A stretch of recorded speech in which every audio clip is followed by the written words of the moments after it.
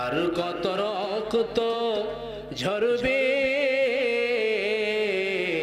আর কত মানুষ মরবে, ঠিক কিনা? আর কত রক্ত ঝরবে, আর কত মানুষ মরবে।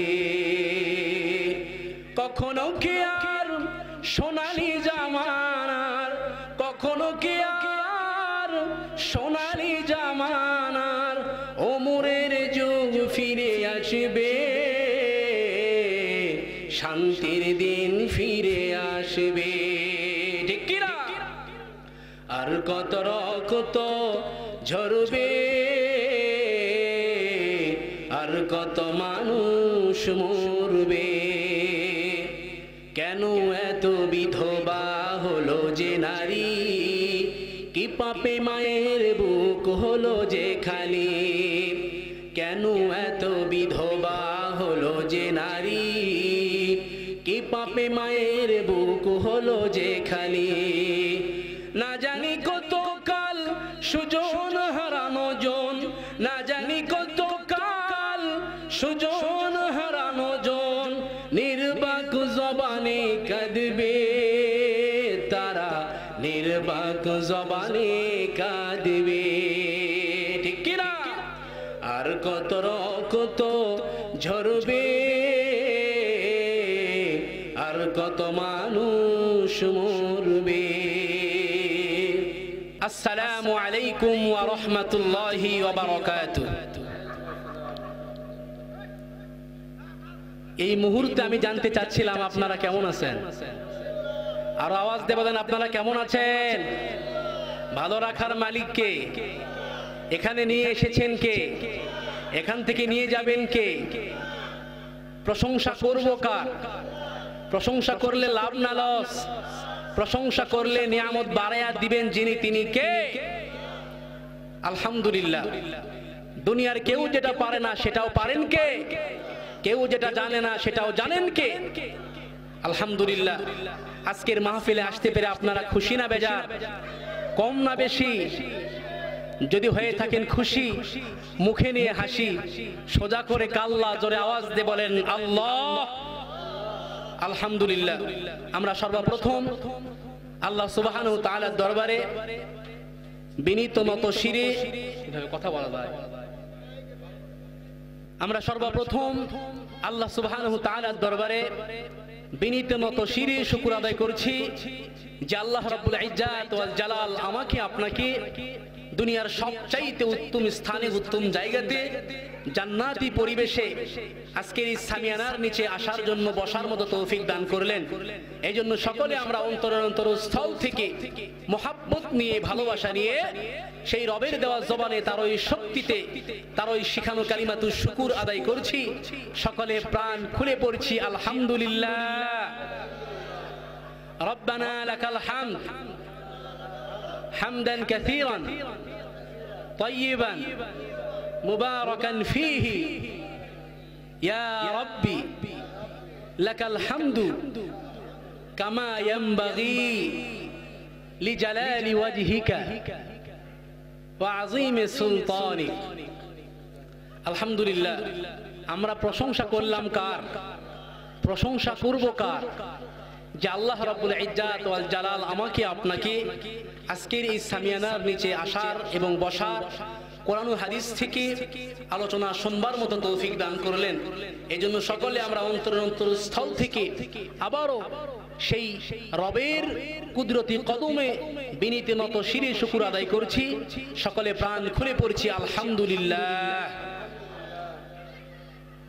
বক্তারা করবে ওয়াজ, আপনারা দিবেন আওয়াজ, আওয়াজ দিবেন ঠিক ঠিক, ওয়াজ হবে জায়গা মতো ফিট, ঠিক কিনা? এখন আপনারা যদি মরার মতো ঝিমান, তাহলে কাজ হবে বলেন? ওয়াজ হবে শ্রোতাদের অবস্থা দেখে, ঠিক কিনা? এই জন্য আওয়াজ দিবেন তো ইনশাল্লাহ। মাঝে মধ্যে সুবহানাল্লাহ, আলহামদুলিল্লাহ, আল্লাহু আকবার একটু আওয়াজ দিয়ে বলবেন। শয়তান আশপাশে থাকলে একদম দূরে চলে যাবে, ঠিক কিনা? আপনাদের আল্লাহু আকবার, সুবহানাল্লাহ, আলহামদুলিল্লাহ দ্বারা অটোমেটিকলি ভাবে শয়তানের জ্বালা যন্ত্রণা শুরু হয়ে গেছে, ঠিক কিনা? প্রিয় ভাইরা আমার, আমরা এমন একটা সময়ের মধ্যে আছি, এমন একটা সিচুয়েশনের মধ্যে আমরা অবস্থান করেছি, কোনো মানুষ আমরা খুব একটা ভালোর মধ্যে নাই, ঠিক কিনা? প্রত্যেকটা মানুষ আমরা টেনশনের মধ্যে আছি, চিন্তা ভাবনার মধ্যে বিরাজ করছি, প্রত্যেকেই, কেউ শান্তির মধ্যে নাই। কেউ খাবার জোগাতে কাজের সন্ধানে দৌড়াচ্ছে, আবার কেউ অতিরিক্ত খেয়ে খাবার হজমের জন্য দৌড়াচ্ছে। গভীর রাতে কারু পাজেরু গাড়ি থামছে নিষিদ্ধ পল্লীতে, ঘরে অপেক্ষারত স্ত্রী দীর্ঘশ্বাস ফেলছে। কেউ ভাঙা ঘরে থেকেও স্ত্রীকে নিয়ে অবিরত সুখের স্বপ্ন বুনছে। কেউ মনে মনে ভাবছে এই তো আর মাত্র কয়েকটা দিন, ডিভোর্স পেপারে সাইন করলেই মুক্তি। কেউ একটা সম্পর্ক টিকিয়ে রাখার জন্য সারাটা জীবন যুদ্ধ করে চলছে। কেউ ভাঙা ঘরে থেকেও স্ত্রীকে নিয়ে অবিরত সুখের স্বপ্ন বুনছে। কেউ মনে মনে ভাবছে এই তো আর মাত্র কয়েকটা দিন, ডিভোর্স পেপারে সাইন করে একেবারে বিদায় করে দিব। কেউ একটা সন্তানের জন্য সারাটা জীবন হাহাকার করছে, সন্তান হচ্ছে না। কেউ সন্তান ডাস্টবিনে ফেলে দায় মুক্ত হতে চেয়েছে। কেউ আবার লাখ টাকার ডাইনিং টেবিলে বসেও তৃপ্তি সহকারে ভাত খেতে পারছে না। কেউ পেঁয়াজ কাঁচামরিচ কচলিয়ে গোগ্রাসে ভাত গিলছে। কারো দামি খাটে শুয়েও আবার ঘুমের ওষুধ খেতে হচ্ছে। কেউ আবার এই যে শীত চলছে, আমাদের কাহারু দুপচাচিয়ার আশেপাশে দেখেন অনেক লোক যারা গায়ে শুধু চট দিয়ে, চটের বস্তা দিয়ে, একটা কম্বল দিয়ে অহরে আরাম আয়েসে ঘুমাচ্ছে, ঠিক কিনা বলেন?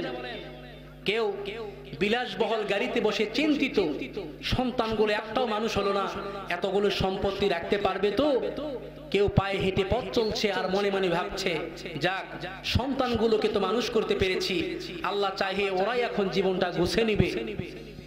কেউ বিদেশ যাওয়ার জন্য লক্ষ লক্ষ টাকা ইনভেস্ট করেছে, বিদেশ যাওয়া হচ্ছে না, পরিবারটা দেউলিয়ার পথে, সংসার নিয়ে রাস্তায় নেমেছে। কেউ চাকরিতে অ্যাপ্লাই করছে, জুতা ক্ষয় করে ফেলছে, চাকরি মিলছে না। কেউ চাকরি থেকে অব্যাহতি নেওয়ার জন্য বারংবার চেষ্টা করছে যে কি গরু খাটুনিটাই আমার কাছ থেকে খেটে নিচ্ছে, এই জীবন আর ভালো লাগে না। সত্যি নানান রঙের মানুষ, নানান রকম স্বপ্নের ঘুরি, তবে শেষ ঠিকানা সকলের জন্য 3.5 হাত মাটি। কথা বলেন ঠিক কিনা? আর আওয়াজ দিয়ে বলেন ঠিক কিনা? এই জন্য আমার ভাইরা, যদি শান্তি পেতে চান, কোরআনের দেওয়া শান্তি যদি পেতে চান, মুসলমান যদি মনে করেন আমি টেনশন মুক্ত জীবন যাপন করব, শান্তি অনুযায়ী আমি জীবন বিধান পরিচালনা করব, তাহলে অবশ্যই অবশ্যই শান্তির কাজ করা দরকার আছে না নাই? মুসলমান ভাইরা আমার, আল্লাহর হাবিব সাল্লাল্লাহু আলাইহি ওয়াসাল্লাম বলেছেন, মান হাফাযা আলাস সালাওয়াতি أكرمه الله تعالى بخمس خصال يرفع عنه ضيق العيش وعذاب القبر ويعطيه الله كتابه بيمينه ويمر على الصراط كالبرق ويدخل الجنة بغير حساب. জোরে বলেন আল্লাহু আকবার। আমার ভাইরা, কোন মানুষ আমরা শান্তির মধ্যে নাই, প্রত্যেকটা মানুষ আমরা টেনশনের মধ্যে আছি, হতাশাগ্রস্ত আছি, দুশ্চিন্তা নিয়ে আমরা জীবন যাপন করছি। আল্লাহ রাব্বুল আলামিন বলেন, বান্দা যখন হতাশ হয়ে, হতাশাগ্রস্ত হয়ে, বান্দা যখন কাঁদতে থাকে আর ডাকতে থাকে, ইয়া আল্লাহ, ইয়া রহমান, ইয়া রহিম, ইয়া হাইয়ু ইয়া কাইয়ুম, একটুখানি তাহাজ্জুদে ওঠেন, গভীর রাত্রে ঘরের সবাই যখন ঘুমানো, আপনি তখন উঠুন, ওযু করে একা একই রুমের মধ্যে ঢুকে তাহাজ্জুদের নামাজ আদায় করে চোখ বন্ধ করে যদি ডাকতে থাকেন মধুর সুরে, ইয়া আল্লাহ, ইয়া রহমান, ইয়া রহিম, ইয়া হাইয়ু ইয়া কাইয়ুম। সবাই আমার সাথে সাথে পড়েন ইয়া আল্লাহ, আরো আওয়াজ দিয়ে বলেন ইয়া আল্লাহ, ইয়া রহমান, ইয়া রহিম, ইয়া হাইয়ু ইয়া কাইয়ুম। আল্লামা ইকবাল বলেছেন, দিল সে जो बातें निकलती है, दिल से जो बातें निकलती है, असर रखती है पर नहीं मगर तौक़ते परवाज़ रखती है। কবি বলে দিল থেকে যে কথা উচ্চারিত হয় এই কথা আর মুখের কথা ভিন্ন রকম, আর মন থেকে যে কথা জিহ্বা দিয়ে উচ্চারিত হয় এই কথার প্রভাব বিস্তার করে, ডানা না থাকলেও উড়তে সক্ষম হয়। কন্যা সুবহানাল্লাহ। মুসলমান ভাইরা আমার, তার মানে হলো বান্দা যখন অন্তরস্থল থেকে মুহাব্বত নিয়ে, ভালোবাসা নিয়ে, মনের গহীন কন্দর থেকে একটা বার যদি ডাক দেয় আল্লাহ, সুবহানাল্লাহ পড়েন না? আমার আল্লাহর নাম কত সুন্দর, ঠিক কি না? আল্লাহ নয় কিন্তু আল্লাহ বলেন তো কি? আরো আওয়াজ দিয়ে বলেন আল্লাহ, আরো আওয়াজ দিয়ে বলেন আল্লাহ, আরো সুন্দর করে বলেন আল্লাহ।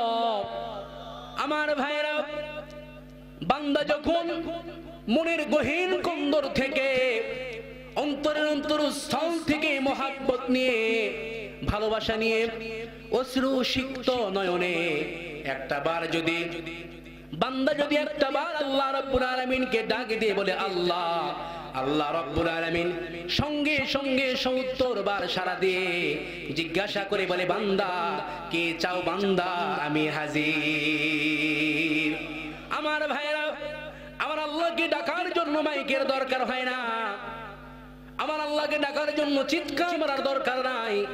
মনে মনে ডাকলেও তিনি শোনেন, সশব্দে ডাকলেও তিনি শোনেন। কথা বলেন ঠিক কিনা? ফিস ফিস করে ডাকলেও তিনি শোনেন। আমার ভাইরা, বান্দা যখন আল্লাহ রাব্বুল আলামিনকে ডাকে আল্লাহ তাআলা শোনায়া দিচ্ছেন।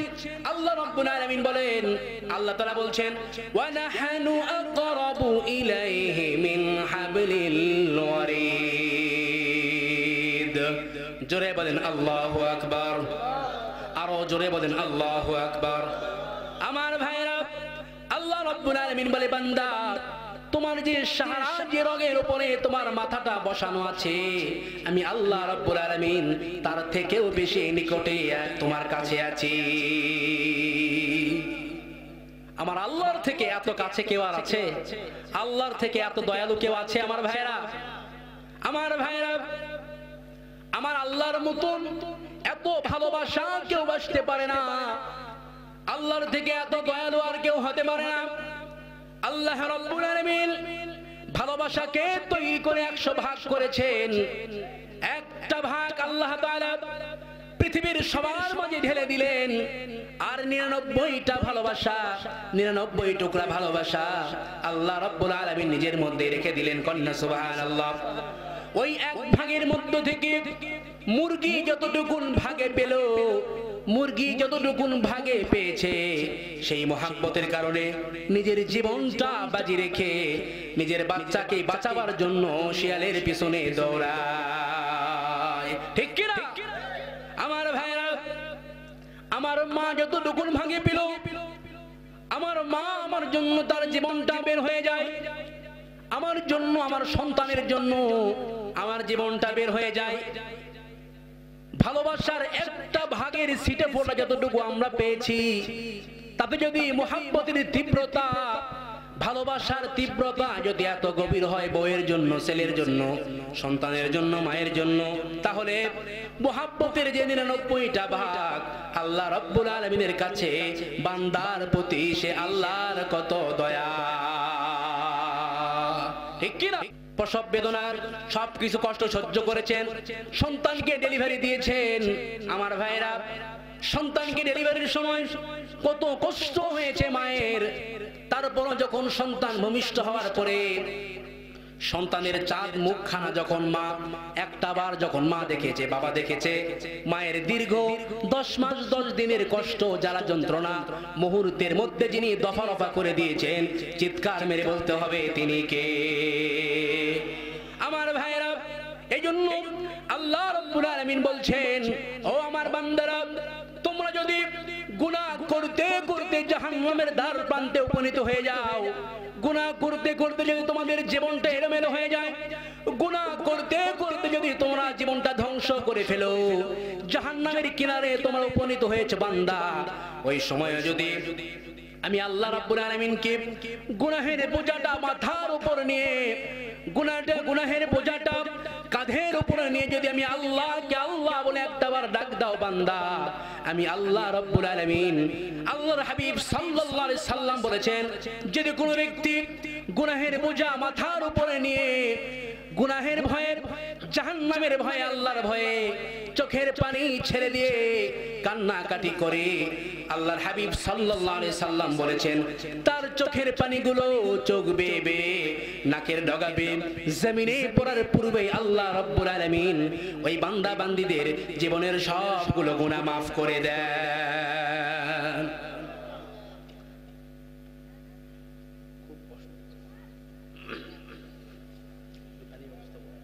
একেবারে মাইকের অবস্থা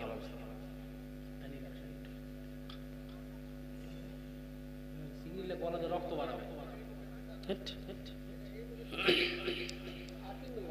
যাই হোক, আলহামদুলিল্লাহ এই সিজনে মনে হয় এরকম মাইক পাই না, আলহামদুলিল্লাহ। তো আমার ভাইরা, আমরা মা যদি নিজের সন্তানকে 10 মাস 10 দিন গর্ভে ধারণ করার পরে মায়ের যদি সন্তানের প্রতি এত মহাব্বত, ভালোবাসা গভীর হয়ে যায়, তাহলে যে আল্লাহ রাব্বুল আলামিন আমাদের কোনো অস্তিত্ব ছিল না, অস্তিত্বহীন ছিলাম, ঠিক কিনা? আওয়াজ দিয়ে কথা বলেন, ঠিক কিনা? আমাদের কোনো অস্তিত্বই ছিল না, আকার আকৃতি কোনো কিচ্ছু ছিল না, যে আল্লাহ তাআলা সব কিছু দিয়েছেন। গুনাহ করার পরেও যদি আমরা ছিটকে পড়ে যাই, আবার যদি সেই আল্লাহ রাব্বুল আলামিনকে ডাকি, আল্লাহ রাব্বুল আলামিন সঙ্গে সঙ্গে আমাদের জীবনের সকল গুনাহগুলো মাফ করে আল্লাহ রাব্বুল আলামিন তার রহমতের চাদর দ্বারা আমাদেরকে ঢাকায় নেয়। কন্যা সুবহানাল্লাহ। এইজন্য গুনাহ করার পরে নিরাশ হওয়া যাবে, মুমিন কখনো নিরাশ হতে পারে। আপনারা আমার দিকে খেয়াল দেন সবাই, মুমিন কখনো নিরাশ হয়, আশা ছাড়া যাবে না।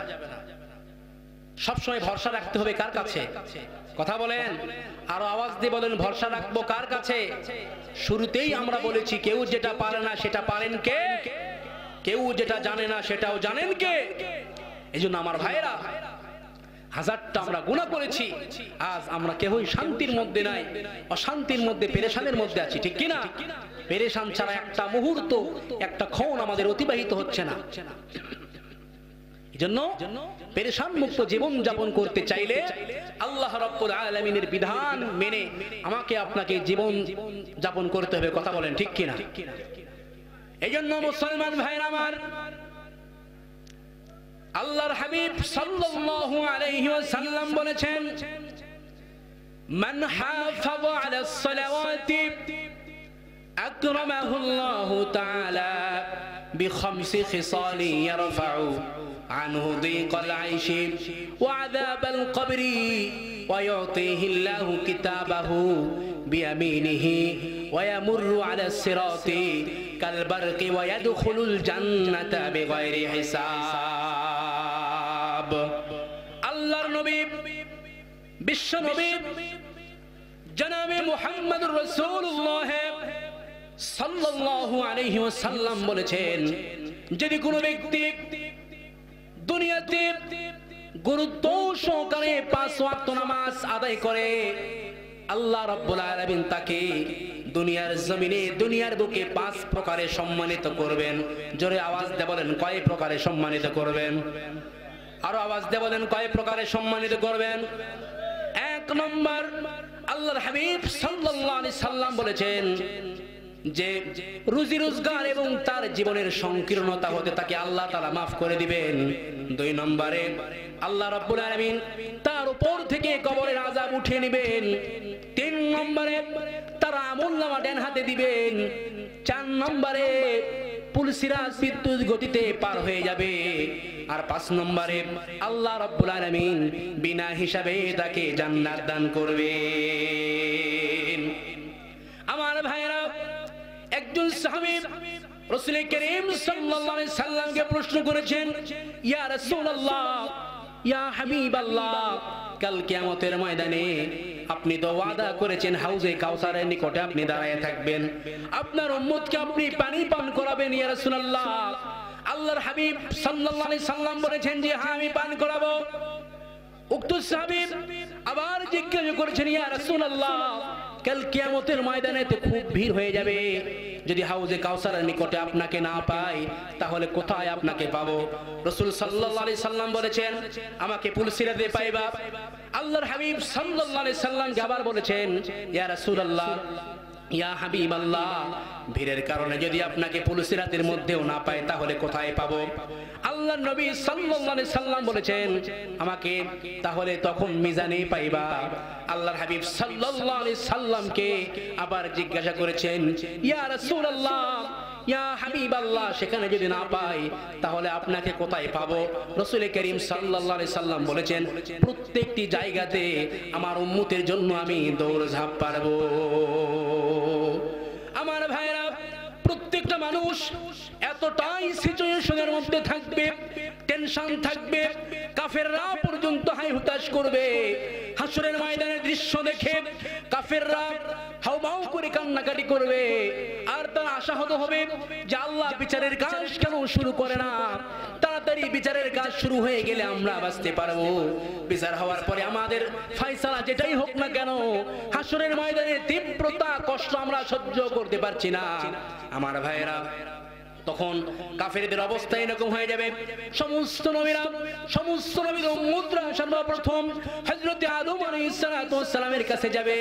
আদম আলাইহিস সালাতু ওয়াস সালামকে বলবে, নবী গো, আপনি তো আমাদের প্রথম নবী এবং আমাদের বাবা, সুতরাং আজকে আল্লাহর কাছে একটু সুপারিশ করেন, আল্লাহ তাআলা যেন বিচারের কাজ শুরু করে দেয়। আদম আলাইহিস সালাতু ওয়াস সালাম বলবেন, আজকে আল্লাহ রাব্বুল আলামিন যে রাগান্বিত অবস্থায় আছেন, এমন রাগান্বিত আর কোনোদিন হননি, আর কোনোদিন কখনো হবে না। সুতরাং আজকে আমার ব্যাপারে কি ফয়সালা হয়ে যায় সেটা নিয়ে আমি চিন্তিত, সুতরাং আমি পারবো না। তখন হযরত আদম আলাইহিস সালাতু ওয়াস সালাম বললেন, ইব্রাহিমের কাছে যাও। ইব্রাহিম আলাইহিস সালাতু ওয়াস সালাম বলবেন, নূহ আলাইহিস সালাতু ওয়াস সালামের কাছে যাও। তিনি বলবেন, মূসা আলাইহিস সালাতু ওয়াস সালামের কাছে যাও।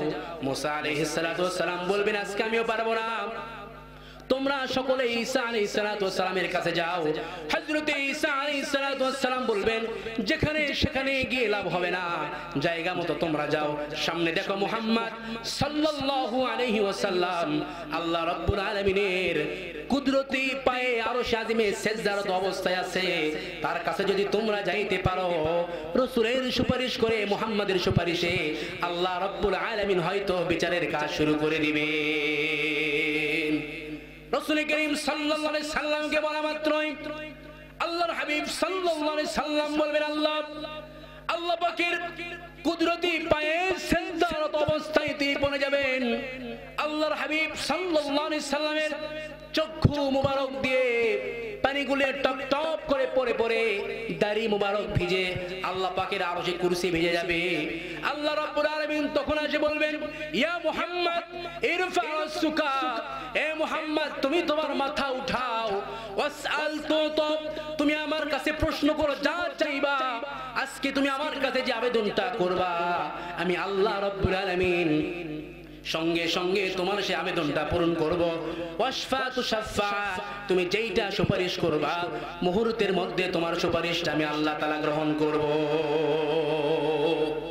আমার ভাইরা, আল্লাহর হাবিব সাল্লাল্লাহু আলাইহি সাল্লাম তখন সর্বপ্রথম আল্লাহ রাব্বুল আলামিনকে বলবেন, ওগো আল্লাহ, বিচারের কাজটা শুরু করে দেওয়া হোক। আল্লাহ রাব্বুল আলামিন বিচারের কাজ সঙ্গে সঙ্গে শুরু করে দিবেন।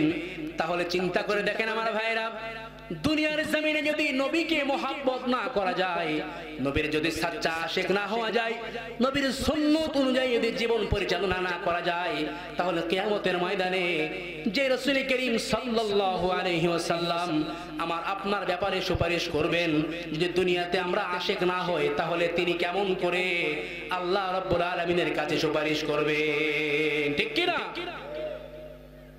সুতরাং রাসূল করিম সাল্লাল্লাহু আলাইহি ওয়াসাল্লাম প্রত্যেকটা মুহূর্তে কিয়ামতের ময়দানে প্রত্যেকটা নবী যেদিন নাফসি নাফসি বলবে, কেবলমাত্র শুধুমাত্র আখিরে নামদার তাজেদারি মদিনা মুহাম্মদ মুস্তাফা আহমদ মুস্তাফা সাল্লাল্লাহু আলাইহি ওয়াসাল্লাম বলবে, ইয়া রাব্বি উম্মতি কুন্না সুবহানাল্লাহ রাহমাতুল লিল আলামিন নবী, রাহমাতুল লিল আলামিন নবী, কোরআনে প্রমাণ উম্মত বিনে কে বুঝিবে আমার দয়ার নবীর শান, আশিক বিনে কে বুঝিবে আমার দয়ার নবীর শান। নবী আমার মদিনারি বুলবুল, আমার আল্লাহ ভালোবেসে নামটি দিলেন হাবিবে রাসূল। আল্লাহু আকবার। নবী আমার মদিনারি বুলবুল, আমার আল্লাহ ভালোবেসে নামটি দিলেন মুহাম্মদ রাসূল। ওই নবীকে ভুল বুঝিলে, ওই নবীকে না মানিলে থাকবে না ঈমান, আশিক বিনে কে বুঝিবে আমার দয়ার নবীর শান, উম্মত বিনে কে বুঝিবে আমার দয়ার নবীর শান। যারা আওয়াজ দিয়ে বলেন মারহাবা। আমার ভাইরা, এজন্য আল্লাহর হাবিব সাল্লাল্লাহু আলাইহি সাল্লাম বলেছেন, যদি কোনো ব্যক্তি দুনিয়ার জমিনে গুরুত্ব সহকারে 5 ওয়াক্ত নামাজ যথারীতি আদায় করে পালন করে, আল্লাহ রাব্বুল আলামিন ওই ব্যক্তিকে দুনিয়ার জমিনে 5 প্রকারের সম্মানিত দান করবেন। কন্যা সুবহানাল্লাহ। 1 নম্বর যেটা আমরা বলেছিলাম, রুজি রোজগার এবং জীবনের সংকীর্ণতা হতে তাকে মুক্ত করবেন। যদি কোনো ব্যক্তির দুনিয়াতে এই 5টি জিনিস হাসিল হয়ে যায়, আর এই 5টি জিনিস এমন যদি কারো অর্জন হয়ে যায়, আলামে দুনিয়া, আলামে বারজাখ, আলামে আখিরাত, অর্থাৎ দুনিয়ার জগৎ, আখিরাতের জগৎ, কবর জগৎ যদি কারো অর্জন হয়ে যায়, আল্লাহ তাআলা বলছেন লা খাউফুন আলাইহিম ওয়ালা হুম ইয়াহজানুন। জোরে বলেন আল্লাহু আকবার। আমার ভাইরা, আল্লাহ তাআলা বলছেন তার কোনো ভয় থাকবে না এবং তার কোনো দুশ্চিন্তাও থাকবে না। সকল ভয় এবং দুশ্চিন্তা থেকে যিনি নাজাত দিবেন, জোরে জোরে আওয়াজ দিয়ে বলতে হবে তিনি কে। রুজি রোজগারের ব্যবস্থা হয়ে যাওয়া এবং জীবনের সংকীর্ণতা দূর হয়ে যাওয়া, মানুষের দুনিয়ার জীবনে প্রত্যেকের জন্য এটা কিন্তু একমাত্র কাম্য, ঠিক কিনা? কথা বলেন। আমরা যে সকাল থেকে সন্ধ্যা পর্যন্ত দৌড়ঝাঁপ পারতেছি, উদ্দেশ্য একটাই, 2 টাকা উপার্জন করব, বউ চললে আরামায়েশে খাবো, ঠিক কিনা? অন্য কোনো নিয়ত আছে? অন্য কোনো নিয়ত নাই। সকলের ধান্দা কিন্তু একটাই, 2 টাকা উপার্জন করব, বিলাসিতা ভাবে জীবন যাপন করব, অমুকে বাড়ি করতেছে, গাড়ি করতেছে, আমার একটু গাড়ি বাড়ির দরকার, ঠিক কিনা বলেন?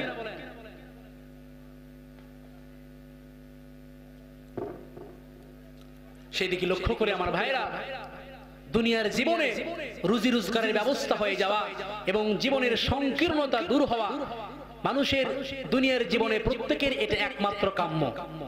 সকাল থেকে সন্ধ্যা পর্যন্ত মানুষ ছুটে চলে এই রুজির তালাশে এবং এতে এতটাই মগ্ন থাকে মুয়াজ্জিনের আওয়াজ তার কানে যায় না, ঠিক কিনা?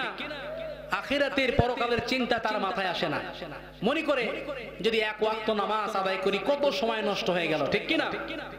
এই জন্য মুসলমান ভাইরা আমার, আল্লাহ তাআলা বলছেন وَأْمُرْ أَهْلَكَ بِالصَّلَاةِ وَاصْطَبِرْ عَلَيْهَا لَا نَسْأَلُكَ رِزْقًا نَحْنُ نَرْزُقُكَ। জোরে বলেন আল্লাহু আকবার। আমার ভাইরা, আল্লাহ রাব্বুল আলামিন বলেন, নবী হে, আপনি আপনার পরিবারের লোকদেরকে নামাজের হুকুম দেন, নামাজের আদেশ করেন, আপনি নিজেও নামাজ আদায় করেন। আমি আল্লাহ রাব্বুল আলামিন আপনার কাছে রিজিক চাই না, বরং আমি আল্লাহ রাব্বুল আলামিন আপনাকে রিজিক দান করি। সুতরাং দুনিয়াতে যত মানুষ আছে, কোন মানুষ আমরা রিজিক ছাড়া বাঁচতে পারি না, কথা বলেন ঠিক কিনা? যে ইনসান, পশু পাখি সব কিছু রিজিকের মুখাপেক্ষী, রিজিক ছাড়া কোনো প্রাণী বাঁচতে পারে না। আর রিজিক বলা হয় এমন বস্তুকে যা কোনো প্রাণী খাদ্যরূপে গ্রহণ করে, এটা দ্বারা তার যে দেহের শক্তির যোগান দেয়, প্রবৃদ্ধি সাধন করে এবং জীবনকে রক্ষা করে। আমার ভাইরা, এইজন্য আল্লাহর হাবিব সাল্লাল্লাহু আলাইহি সাল্লাম বলেছেন দিনদারির সবচেয়ে বড় নিদর্শন হলো 5 ওয়াক্ত নামাজ। যদি তাই না হতো আল্লাহর হাবিব সাল্লাল্লাহু আলাইহি ওয়াসাল্লাম কোনদিন এই হাদিস তিনি বলতেন না বাইনাল কুফরি ওয়াল ইসলামি তারকুস সালাহ লা হাজ্জাতা ফিল ইসলামি লিমান লা সালাতা লাহু। আল্লাহর নবী বিশ্ব নবী জনাবে মুহাম্মদুর রাসূলুল্লাহ সাল্লাল্লাহু আলাইহি ওয়াসাল্লাম বলেছেন কুফর আর ইসলামের মধ্যে মৌলিক পার্থক্য হলো নামাজ। শুধু মুসলমানের ঘরে জন্ম নিলেই মুসলমান হওয়া যায় না। আল্লাহর হাবিব বলেন যার নামাজ নাই ইসলামে যাররা পরিমাণ তার কোনো অংশ নাই। যে ব্যক্তি নামাজ পড়ে না, এই জন্য আব্দুল কাদের জিলানী রহমতুল্লাহ আলাইহি লিখেছেন ওই ব্যক্তির চেয়ে বড় নিমুখ হারাম কেউ নাই, ওই ব্যক্তির চেয়ে বড় কপাল পোড়া কেউ নাই, ওই ব্যক্তির চেয়ে বড় দীক্ষিত কেউ নাই, ওই ব্যক্তির চেয়ে বড় হতভাগা কেউ নাই, ওই ব্যক্তির চেয়ে নিকৃষ্ট কেউ নাই যার 5 ওয়াক্ত নামাজ নাই। আমি যদি আব্দুল কাদের রহমতুল্লাহ আলাইহির রূহকে প্রশ্ন করি শুকরও তো এর চেয়ে নিকৃষ্ট, ওনার কিতাবের অক্ষর আমাকে জানায় দেয় বেনামাজি শুকরের চাইতেও নিকৃষ্ট। বলেন নাউজুবিল্লাহ। যদি তাই না হতো আমার ভাইরা তাহলে শুকর কেন বলবেন? শুকর বলে কাইলা ইউকা আউয়ালা নাযরিন ইল্লা মান ইউসাল্লি। শুকর প্রত্যেকটা দিন আল্লাহ তাআলাকে বলে ওগো আল্লাহ আমি যখন প্রভাতে ঘুম থেকে উঠব, আমি যখন সকালবেলা ঘুম থেকে উঠব আমার দৃষ্টি যেন আমার চোখ যেন কোনো বেনামাজির উপরে না পড়ে। তাহলে চিন্তা করে দেখেন বেনামাজি শুকরের চেয়েও নিকৃষ্ট। এখন আমি আপনাদেরকে প্রশ্ন করতে যাই, অনেকে আছেন আলহামদুলিল্লাহ সপ্তাহে শুধু জুমার নামাজ আদায় করি, আছে না নাই? কথা বলেন, শুধু জুমার নামাজের লোক, বাকি 6 দিনের কোনো খবর নাই, বার্তা নাই। যারা শুধু জুমার নামাজ আদায় করেন তাদেরকে আল্লাহ তাআলা মাফ করবেন কি না তা আল্লাহ তাআলাই ভালো জানেন। কিন্তু তারা কখনো খাঁটি মুসলমান তো দূরের কথা, মুসলমান হওয়ার মৌলিক শর্ত যে পূরণ করে নাই। আল্লাহর হাবিব বলেছেন লা হাজ্জাতা ফিল ইসলামি লিমান লা সালাতা লাহু, তার ইসলামে কোনো অংশ নাই। বলেন নাউজুবিল্লাহ। তাহলে শুধু জুমার নামাজ পড়ে মুসলমানিত্বের নাম টিকানো খুব কঠিন, ঠিক কি না? মুসলমানিত্বের নাম টিকাতে হলে জুমার নামাজের পাশাপাশি 5 ওয়াক্ত নামাজ আদায় করার কোনো বিকল্প। সুতরাং আমি বলতে চাই আমার ভাইরা আল্লাহর নবী বিশ্ব নবী সাল্লাল্লাহু আলাইহি ওয়াসাল্লাম বলেছেন একজন মুমিনের জীবনের সবচেয়ে গুরুত্বপূর্ণ ইবাদত হচ্ছে নামাজ। এই নামাজ হলো ধর্মের খুঁটি। আল্লাহর হাবিব বলেছেন as-salatu imaduddin man aqamaha faqad aqama ad-din wa man hadamaha faqad hadama ad-din। আল্লাহর নবী বলেন নামাজ হলো ধর্মের খুঁটি। যে ব্যক্তি নামাজ ঠিক রাখলো সে ধর্মকে ঠিক রাখলো, আর যে ব্যক্তি এই খুঁটিকে বিনষ্ট করলো সে ধর্মটাকে বিনষ্ট করে ফেললো। জোরে জোরে আওয়াজ দিয়ে বলেন না নাউজুবিল্লাহ। এই নামাজের দ্বারা, এই নামাজের মাধ্যমে বান্দার সঙ্গে আল্লাহর সঙ্গে বান্দার গভীর প্রেম ভালোবাসা গড়ে ওঠে। কন্যা সুবহানাল্লাহ। বান্দা আল্লাহ পাকের সান্নিধ্য লাভ করতে পারে নামাজের মাধ্যমে। এই জন্য নামাজ পড়া ছাড়া আমাদের বিকল্প কোনো রাস্তা আমার ভাইরা। আল্লাহ পাক নিজেই বলেছেন উসজুদু ওয়াক্তারিব, বান্দা সিজদা করো সিজদা আর আমি রবের সবচেয়ে নিকটবর্তী হয়ে যাও। কন্যা সুবহানাল্লাহ। আল্লাহর হাবিব বলেছেন আকরাবু মা ইয়াকুনুল আবদু মির রাব্বিহি ওয়া হুয়া সাজিদ। আল্লাহর হাবিব বলেন বান্দা সবচাইতে তার রবের নিকটবর্তী হয়ে যায় এই সিজদার মাধ্যমে। এখানে সিজদার উদ্দেশ্য হলো নামাজ, অর্থাৎ যার নামাজ যত বেশি হবে তার তত সম্পর্ক বেশি কার সঙ্গে হবে? আর আওয়াজ দিয়ে বলেন কার সঙ্গে হবে?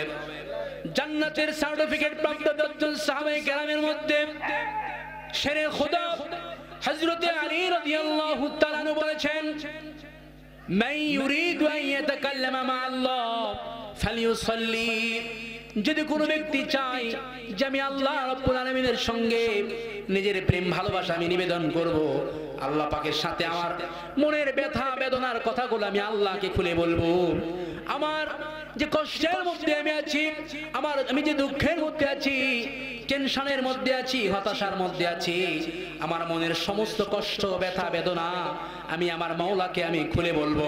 হযরতে আলী রাদিয়াল্লাহু তাআলা আনহু বলেছেন, সে যেন সঙ্গে সঙ্গে নামাজে দাঁড়িয়ে যায়। এনারা পরিবেশ মিশা মিশা একটা লোক, আল্লাহ পাক হেফাজত করুন। আমার ভাইরা, নামাজ আল্লাহ তাআলার কাছে এত বেশি গুরুত্বপূর্ণ একটা ইবাদত। কথা যাই দুই চারটা বলি, একটু মনোযোগ সহকারে শোনেন, যে মন মানসিকতা নিয়ে আসছি সেটা হয়তো হবে না। এই মাইকও ক্যান ক্যান প্যান প্যান করতেছে, এই দেখি এই অবস্থা শুরু হয়ে গেছে। তো যাই হোক, আলহামদুলিল্লাহ, আল্লাহ রাব্বুল আলামিনের কাছে এই নামাজটা এত বেশি গুরুত্বপূর্ণ যে এই নামাজ এত দামি, যেটা আল্লাহ তাআলার যত হুকুম আছে, মনে করেন যাকাত, হজ, কুরবানি, রোজা, সব কিছুকে আল্লাহ তাআলা ওহী আকারে হযরতে জিবরিল আমিনের মাধ্যমে দুনিয়ায় প্রেরণ করেছেন। কন্যা সুবহানাল্লাহ। কেবলমাত্র শুধুমাত্র এই নামাজ যেটাকে আল্লাহ রাব্বুল আলামিন তার হাবিবে কিবরিয়া বিশ্বনবী সাল্লাল্লাহু আলাইহি ওয়াসাল্লামকে আরশে আজিমে ডেকে নিয়ে তার সান্নিধ্যে বিশেষভাবে নবী এবং তার উম্মতকে হাদিয়া উপঢৌকন হিসেবে দান করেছেন। জোরে আওয়াজ দিয়ে বলেন সুবহানাল্লাহ। আপনাদের সুবহানাল্লাহ বলতে কষ্ট হচ্ছে? হ্যাঁ, তারা অনেকে ঝিমাচ্ছেন, পোলা খাওয়ার জন্য ঝিমাচ্ছেন নাকি?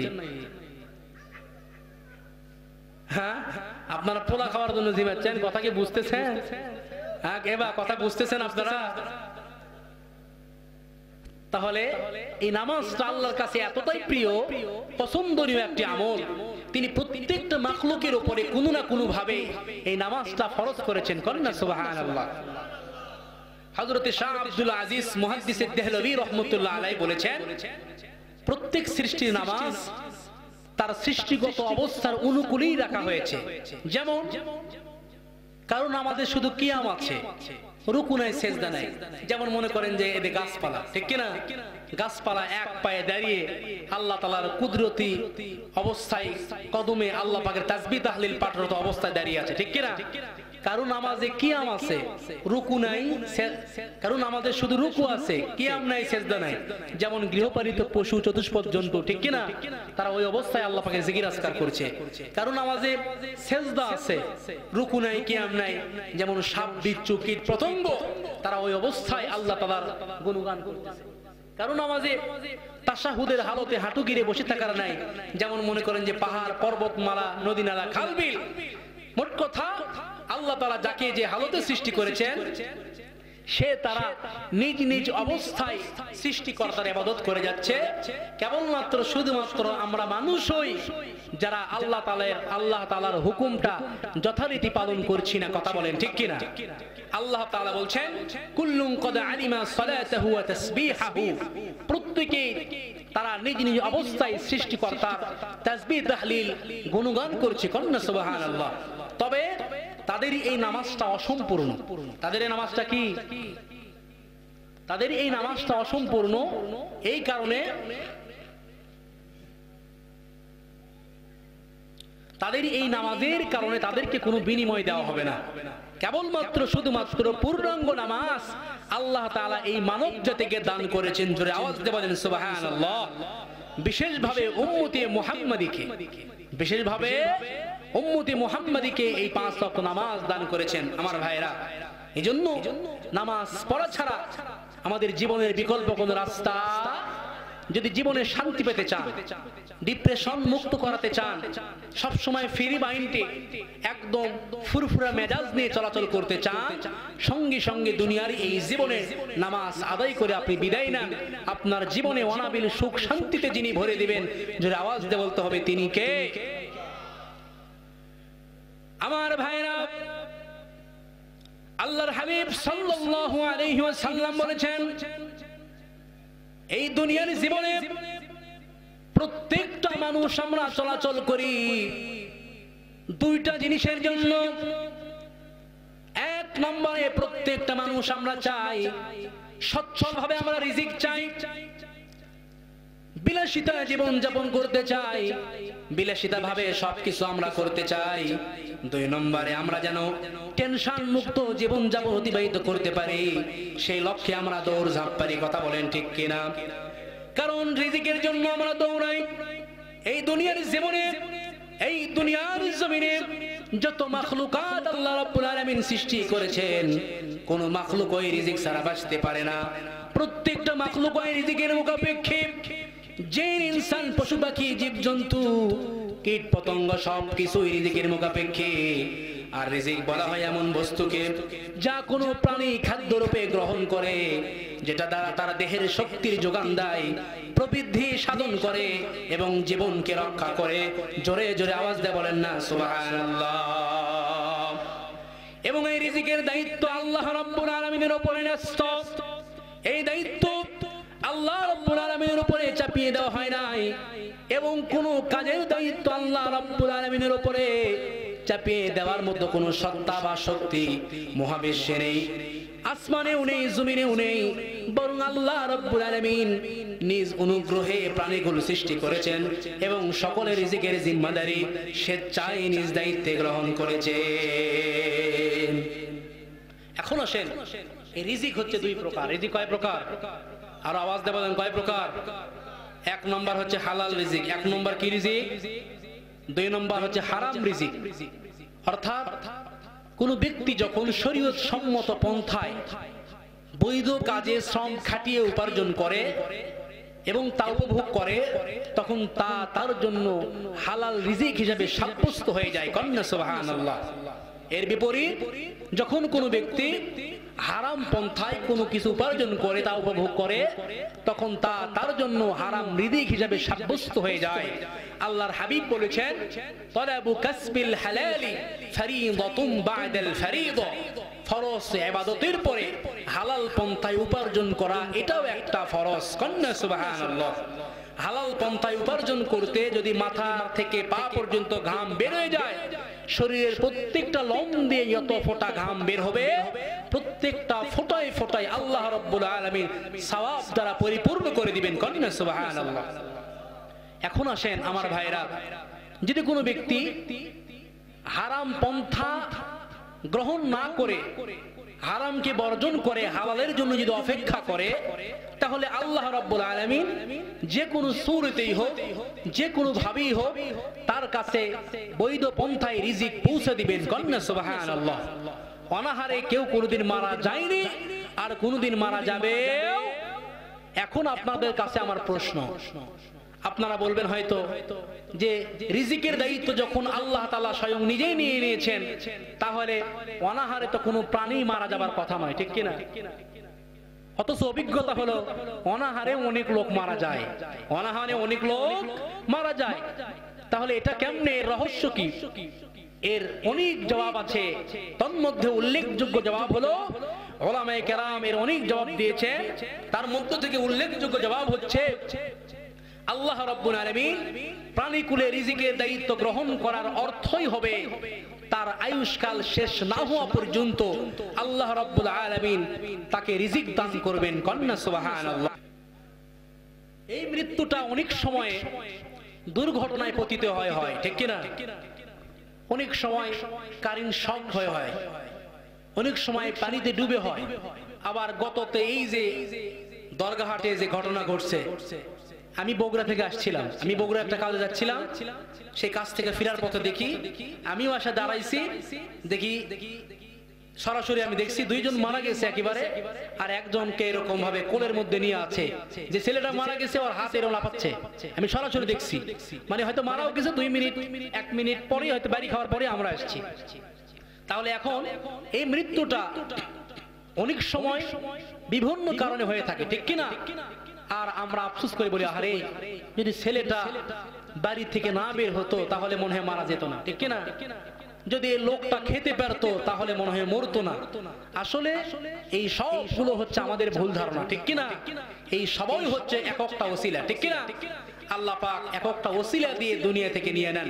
তো হায়াত ফুরিয়ে গেলে তাকে মৃত্যুবরণ করতেই হবে। এইভাবে তার মৃত্যু হয়ে যায় আমার ভাইরা। তখন আমরা বিভিন্ন বিষয়ে বিভিন্ন জনকে গালিগালাজ করি, এই ধরো জরিমানা নাও, এত টাকা বান্দা ইত্যাদি নাও। এই একটা অবস্থা শুরু হয়ে যায় আমাদের মধ্যে, ঠিক কিনা? তো যখন হায়াত ফুরিয়ে যায় তখন আল্লাহ রাব্বুল আলামিনও আসমান থেকে খাবারটা রিজিকটা সরবরাহ করা বন্ধ করে দেন। তখন তার মৃত্যু হয়ে যায় আমার ভাইরা। কারণ রিজিক থাকতে অনাহারে কেউ কোনোদিন মারা যায়নি, আর কোনোদিন যাবেও।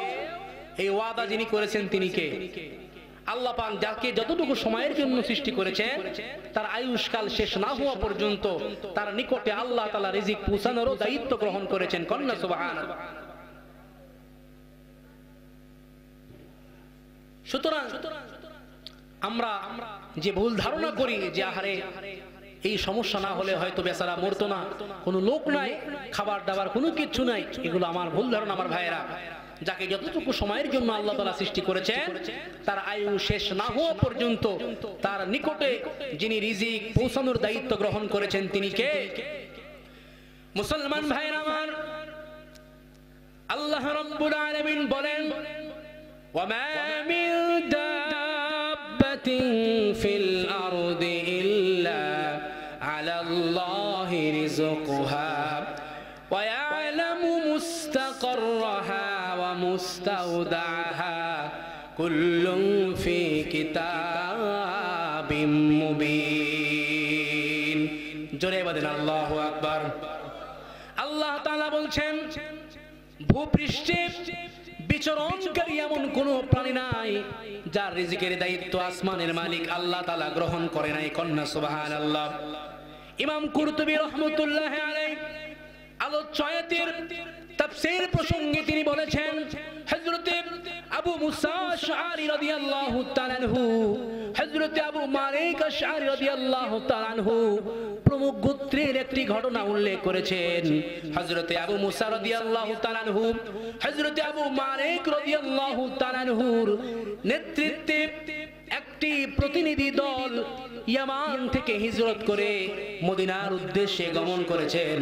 তাদের কাছে যে খাদ্য দ্রব্য পানীয় ছিল তা নিঃশেষ হয়ে গেলে তাদের মধ্য থেকে একজন মুখপাত্রকে তারা নির্ধারণ করেছেন, বিশ্বনবী সাল্লাল্লাহু আলাইহি ওয়াসাল্লামের দরবারে প্রেরণ করেছেন, যেন তাদের দুরবস্থার কথা আল্লাহর হাবিব সাল্লাল্লাহু আলাইহি সাল্লামকে জানানোর পরে নবীজি তাদের জন্য খাদ্যের ব্যবস্থা করেন। আমার ভাইরা, উক্ত প্রতিনিধি যখন বিশ্বনবী সাল্লাল্লাহু আলাইহি সাল্লামের গৃহদ্বারে হাজির হলো, গৃহ প্রান্তর থেকে নবীজি সাল্লাল্লাহু আলাইহি সাল্লামের কোরআন তেলাওয়াতের সুমধুর ধ্বনি ভেসে এলো। নবীজি পড়ছেন, ওমা মিন দাব্বাতিন ফিল আরদি ইল্লা আলাল্লাহি রিজকুহা ওয়া ইয়ালামু মুস্তাকাররাহা ওয়া মুস্তাওদাহা কুল্লুন ফি কিতাবিম মুবিন। জোরে বলেন আল্লাহু আকবার। আল্লাহর নবী সাল্লাল্লাহু আলাইহি সাল্লাম বলছেন, ভূপৃষ্ঠে বিচরণকারী এমন কোন প্রাণী নাই যার রিজিকের দায়িত্ব আসমানের মালিক আল্লাহ তাআলা গ্রহণ করে নাই। উক্ত সাহাবী যখন এই আয়াতি কারিমা শ্রবণ করেছেন এবং বুঝেছেন যে রাসূল করিম সাল্লাল্লাহু আলাইহি সাল্লাম যেহেতু বলছেন, আল্লাহ পাক যেহেতু সকল মাখলুকের রিজিকের জিম্মাদারিত্ব গ্রহণ করেছেন, আমরা আশারি গোত্রের লোকেরা অবশ্যই আল্লাহ রাব্বুল আলামিনের নিকটে অন্যান্য জীব জানোয়ারের মতো নিকৃষ্ট নয়, অন্যান্য জীব জানোয়ারের চেয়ে নিকৃষ্ট নয়। অবশ্যই তিনি যখন দায়িত্ব গ্রহণ করেছেন, অবশ্যই আল্লাহ তাআলা আমাদের কাছে হালাল পদ্ধতিতে সহি সুরতে রিজিক পৌঁছাইবেন। এই খেয়াল করে নিজেদের দুরবস্থার কথা আল্লাহর হাবিব সাল্লাল্লাহু আলাইহি সাল্লামকে না জানিয়ে তিনি স্থান প্রত্যাবর্তন করেন। ফিরে গিয়ে সাথী সঙ্গীদেরকে বলছেন, তোমাদের জন্য শুভ সংবাদ আছে। আল্লাহর নবী সাল্লাল্লাহু আলাইহি সাল্লাম শুভ সংবাদ দিয়েছেন, অচিরেই আল্লাহ রাব্বুল আলামিনের পক্ষ থেকে তোমাদের জন্য সাহায্য আসছে। সাহাবীরা মনে করলেন অবশ্যই উক্ত সাহাবী হয়তো নিজেদের দুরবস্থার কথা আল্লাহর হাবিব সাল্লাল্লাহু আলাইহি ওয়াসাল্লামকে জানাইছেন। আল্লাহ রাসূল সাল্লাল্লাহু আলাইহি সাল্লাম আমাদের দুঃখের কথা শুনে তিনি খাবারের আশ্বাস প্রদান করেছেন, যার কারণে এই সাহাবী আমাদেরকে শুভ সংবাদ দিচ্ছেন। সমস্ত সাহাবায়ে কেরামরা নিশ্চিন্ত মনে বসে রইল। এমন সময় সকলে উপবিষ্ট ছিলেন। এমন সময় দুইজন লোক খাঞ্চা পরিপূর্ণ রুটি আর গোশত নিয়ে তাদের নিকটে হাজির হয়েছে। আশআরী গোত্রের লোকেরা সঙ্গে সঙ্গে তা সানন্দে গ্রহণ করেছে। গ্রহণ করার পরে আমার ভাইরা তৃপ্তি সহকারে খাবার খেয়েছে। খাবার খাওয়ার পরে অনেকগুলো খাবার বেঁচে গেছে। তারা মনে মনে সিদ্ধান্ত নিয়েছে, এই বাঁচা খাবারটুকু আমরা রাসূল করিম সাল্লাল্লাহু আলাইহি সাল্লামের নিকটে আমরা প্রেরণ করব, তিনি প্রয়োজন মোতাবেক ব্যবহার করবেন।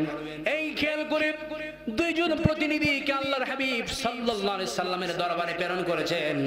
নবীজি সাল্লাল্লাহু আলাইহি সাল্লামের কাছে যাবার পরে উক্ত সাহাবীরা বলছেন, ইয়া রাসূলুল্লাহ, ইয়া হাবিবাল্লাহ, আপনি আমাদের জন্য যে খাবার প্রেরণ করেছিলেন তা অত্যন্ত সুস্বাদু এবং প্রয়োজনের অতিরিক্ত হয়েছে। ইয়া রাসূলুল্লাহ, এতগুলো খাবার বেঁচে গেছে, আপনার দরবারে আমরা নিয়ে আসছি, আপনি প্রয়োজন মোতাবেক এগুলো ব্যবহার করেন। আমার ভাইরা, আল্লাহর হাবিব সাল্লাল্লাহু আলাইহি ওয়াসাল্লাম এই কথাটি শোনা মাত্রই সঙ্গে সঙ্গে বললেন, আমি তো তোমাদের জন্য কোনো খাবার প্রেরণ করি নাই, আমি তো তোমাদের জন্য কোনো খাবার পাঠাই নাই। উক্ত সাহাবীরা সমস্ত ঘটনাগুলো খুলে বললেন, ইয়া রাসূলুল্লাহ, আমরা অমুক প্রতিনিধিকে আপনার কাছে পাঠাইছিলাম আমাদের দুরবস্থার কথাগুলো শেয়ার করার জন্য। সমস্ত ঘটনা খুলে বলা মাত্রই আল্লাহর হাবিব সাল্লাল্লাহু আলাইহি সাল্লাম তখন বললেন, আমি তোমাদের জন্য কোনো খাবার প্রেরণ করি নাই, বরং ওই পবিত্র সত্তা প্রেরণ করেছেন যিনি সমস্ত মাখলুকের রিজিকের জিম্মাদারিত্ব নিয়েছে। আমার ভাইরা, এইভাবে আল্লাহ রাব্বুল আলামিন জহিরান কোনো আসবাব উপকরণ ছাড়াই আসমান থেকে সরাসরি পাকানো খাবার প্রেরণ করে আল্লাহ তাআলা তার কুদরতকে প্রকাশ করেছেন। কন্যা সুবহানাল্লাহ। আল্লাহ পাক এক নয় দুই নয় দীর্ঘ 40 বছর পর্যন্ত বনি ইসরাইলকে আসমান থেকে পাকানো খাবার খাওয়াইছেন। কন্যা সুবহানাল্লাহ। শুধু তাই নয় আমার ভাইরা, হযরত ঈসা আলাইহিস সালাতু সালামকে খাঞ্জা পরিপূর্ণ রুটি আর মাছ ভুনা আল্লাহ তাআলা খাওয়াইছেন। এর মাধ্যমে আল্লাহ তাআলা নিজের কুদরতকে প্রকাশ করেছেন। যদিও বা এগুলো জহিরান কোনো নিয়ম নীতি নয়, আসবাব নিয়ম নীতি নয়, কারণ দুনিয়াতে আল্লাহ তাআলা অনেক অসংখ্য কর্মসংস্থানের ব্যবস্থা করে দিয়েছেন। কথা বলেন ঠিক কিনা? মেধা বলে, যোগ্যতা বলে মানুষ উপার্জন করবে, সেগুলো তারা খাইবে। তাহলে কোন আসবাব উপকরণ ছাড়াই আল্লাহ তাআলা রিজিক দিতে পারেন কি পারেন না? আর আওয়াজ দিয়ে বলেন, পারেন কি পারেন না? সুতরাং হারামের মধ্যে কিন্তু কোনো সুখ শান্তি নাই, সুখ শান্তি হচ্ছে হালালের মধ্যে, ঠিক কিনা? আজ হাড় ভাঙ্গা পরিশ্রম করে আপনি খাটাখাটি করছেন সন্তানের ভবিষ্যতের জন্য, কথাগুলো বুঝবেন। মাথার ঘাম পায়ে ফেলে সব কিছু করছেন আপনার সন্তানের জন্য, ভবিষ্যতে আমার সন্তান যেন ভালো একটা পজিশনে যাইতে পারে, ঠিক কিনা? এই লক্ষ্যে আপনি হালালকে হালাল, হারামকে হারামের মধ্যে কোনো তমিজ করলেন না, পার্থক্য করলেন না। আমার ভাইরা, আপনি নিজে নামাজ পড়তে আসছেন, আপনার স্ত্রীকে নামাজের তাকিদ প্রয়োগ করলেন না। আপনি নিজে নামাজে আসছেন, আপনার যুবক ছেলে সারাটা দিন স্মার্টফোন নিয়ে সারাটা দিন গেমস খেলে বিভিন্ন রকমের চ্যাটিং ফাটিং করার মধ্যে ব্যস্ত আছে।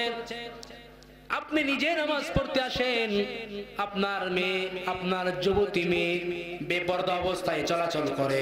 খোদার কসম করে বলছি রে কাজীপাড়ার মুসলমান, কাল কিয়ামতের ময়দানে আল্লাহ না করুন, আল্লাহ না করুন, আপনার বিবি সাহেবা, আপনার সন্তান, আপনার ছেলে মেয়ে কারো হাতে যদি জাহান্নামের হাত করা লেগে যায়, খোদার কসম করে বলছি তাদের হিসাব না দেওয়া পর্যন্ত আপনি কখনোই জান্নাতে যেতে পারবেন না। এইজন্য আল্লাহর হাবিব সাল্লাল্লাহু আলাইহি সাল্লাম বলেছেন, আল কাইয়িসু মান দানা নাফসাহু ওয়া আমিলা লিমা বা'দাল মাউত ওয়াল আজিজু মান আতবা নাফসাহু ওয়া হাওয়াহা ওয়া তামান্না আলাল্লাহ।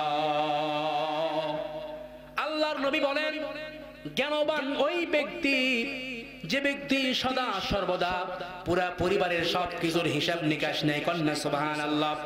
যে ব্যক্তি নিজের জীবনের হিসাব নিকাশ করে, জীবনে অতীতে আমি কি করেছি, কি ভুলভাল করেছি, বর্তমান কোন পরিস্থিতি নিয়ে আমি চলছি, ভবিষ্যতে আমার পজিশনটা কোথায় যাবে, এই চিন্তা ভাবনা করা দরকার আছে না নাই? আমার ভাইরা, আমার সন্তান কি করছে, কার সাথে মিশছে, কি করছে, এত রাতে কেন আমার ছেলে বাড়িতে ফিরছে, এই বিষয়ে তদারকি করার দরকার আছে না নাই? আর আওয়াজ দেবেন আছে না নাই?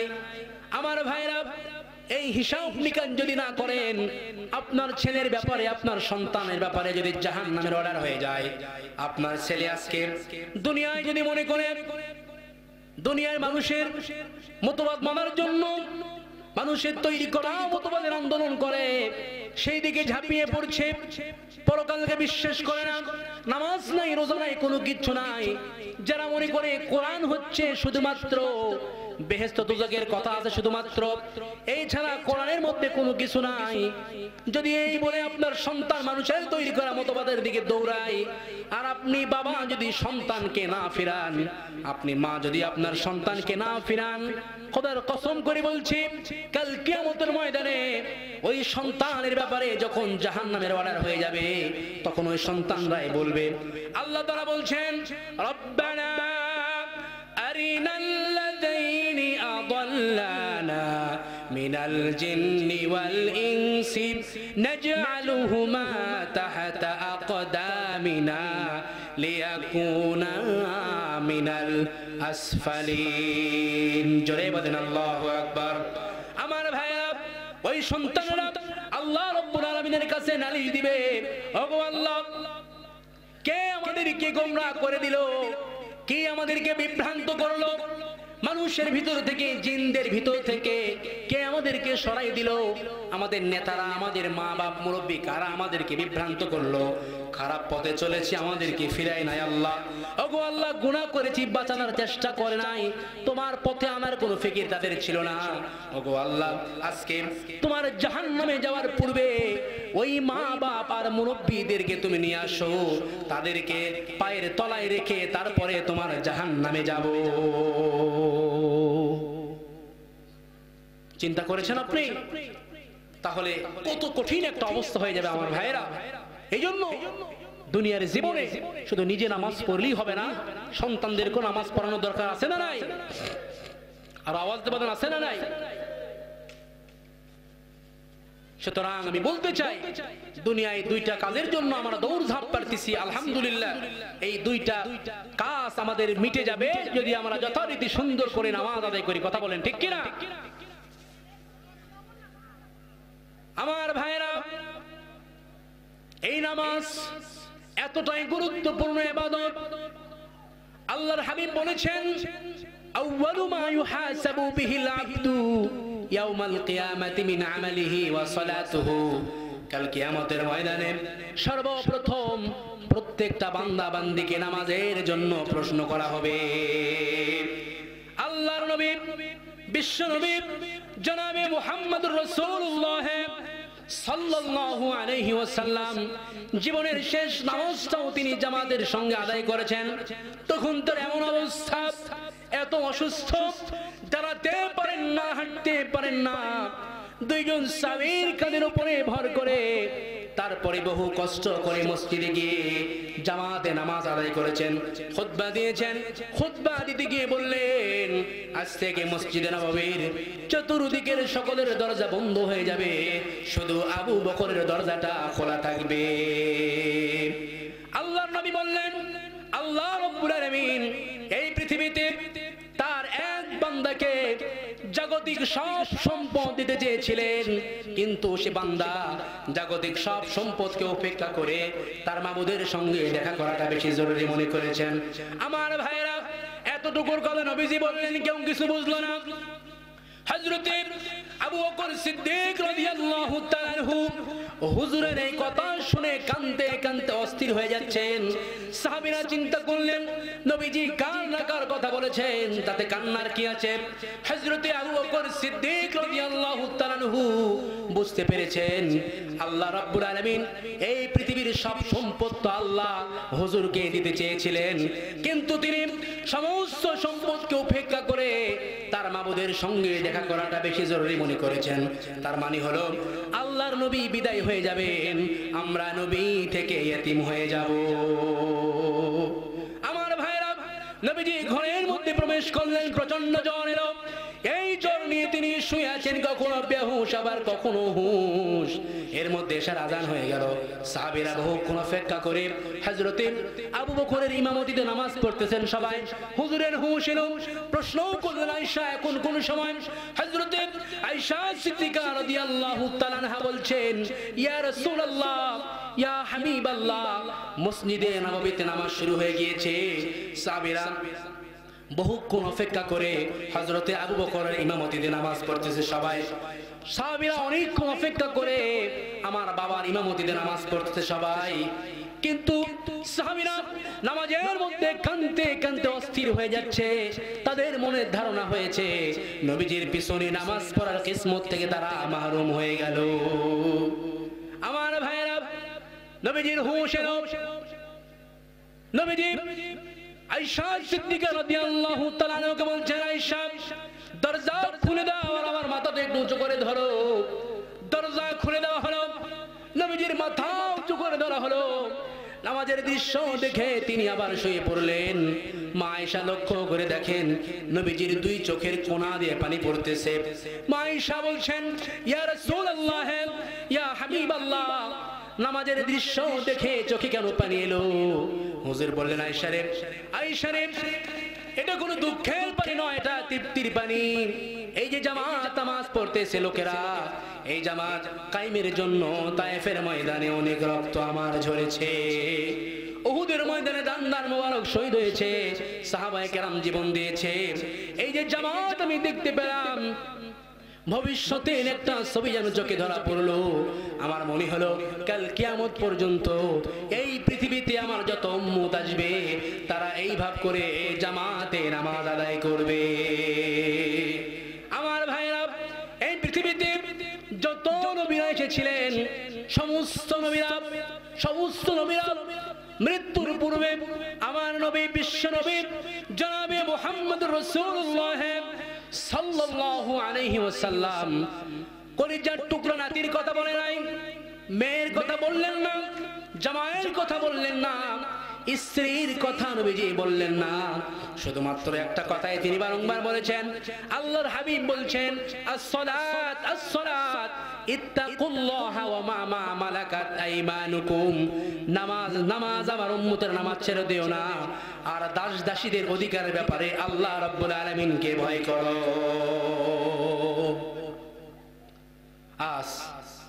আমরা নামাজ আদায় করি না। চিন্তা করে দেখেছেন, যেই নবী উম্মতের জন্য এত কেঁদেছেন, যে আল্লাহ নামাজের জন্য এত তাকিদ প্রয়োগ করেছেন, আমরা নামাজ ছাড়া শান্তি খুঁজি, ঠিক কিনা? কথা বলে আমার ভাইরা, সেই লক্ষ্যে শান্তি যদি চান, দুনিয়ার জমিনে নামাজ পড়া ছাড়া আমার আপনার বিকল্প কোন রাস্তা? এতক্ষণ জামাই ঠিক আছে, এতক্ষণ জামাই ঠিক করেছে একেবারে। আমার ভাইরা, সেই লক্ষ্যে আমরা প্রত্যেকটা মুহূর্তে, প্রত্যেকটা ক্ষণে ক্ষণে, প্রত্যেকটা সময়ে জীবনে যদি শান্তি পেতে চান তাহলে নামাজ দুনিয়ার জমিনে পড়ে যান। এই দুনিয়া আমার আপনার জন্য আখিরাতের কৃষি ক্ষেত। এই যে জমিতে ধান লাগাইছি, ভুট্টা, আলু, সরিষা লাগাই, মোটামুটি সার খোল দেওয়ার পরে কিছুদিন পর 4 মাস, 2 মাস, 5 মাস, 6 মাস পর আমরা পাই, ঠিক কিনা?